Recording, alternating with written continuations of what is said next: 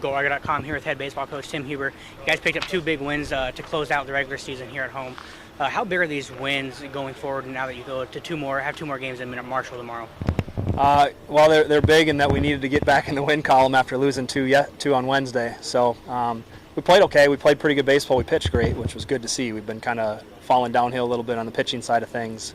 Offensively, wasn't terribly impressed with our approaches and our bats, but both their guys threw okay. I mean, they both pitched decent, and at the end of the day, like you said, we got 2 wins, and we need to get some positive direction going into the conference tournament. So it'll be big 2 wins today, and hopefully we can roll into tomorrow and do the same.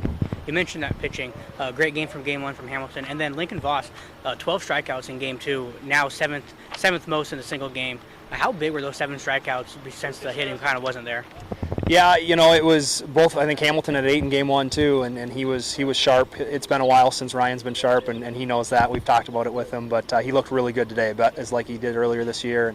And Voss was sharp early. You could tell he was gassed at the end there, so he was just battling to get through that last inning, but got through it. He's been pitching really well here the last little bit of a stretch, so he's settled into kind of that 3 spot in the rotation for us, and we've needed someone to. So it was good for him, and we needed our pitchers to step up. And at the end of the year, that's what needs to happen. Some days you're going to face good pitching, and if our hitters don't hit, we need the pitchers to keep us in the game. And like I've said many times this year, we've played pretty good defense.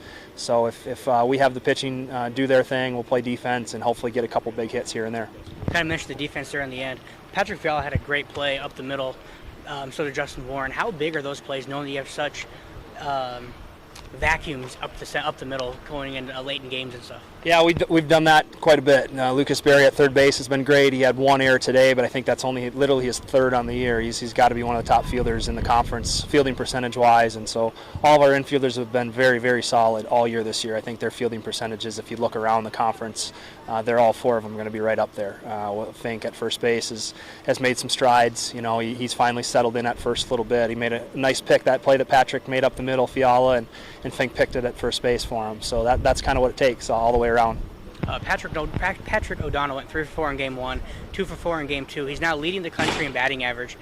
He had a great week. Actually had a great month coming into this. How big has his bat been coming in, and how proud are you of him to get his 95th hit of the season, the most in program history for a season?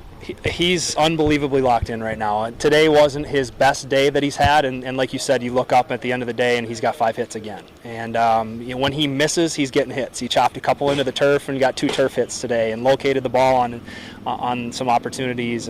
But then again, he barreled up a couple balls again, and we've talked about with our other hitters. They got to look at what he's doing. He's short, he's simple, he's getting his foot on the ground, and he's recognizing pitches and putting good swings on it. And hopefully that can continue for us, because we don't have a lot of guys that are looking like him. But really proud of him. He's put a ton of work in. He took a redshirt year, his 2nd year for us, so he's a 4th-year junior, and we have a King of the Cage contest in our off season, and he won that this year. So he's put a lot of time and work into what he's doing, and it's starting to pay off for him with his swing right now. So yeah, I'm really proud. Whenever guys work as hard as he has this year, it's great to see the results. And like you said, leading the country in batting average, and a little bit of extra base hits, getting some RBIs. He's just having a great season.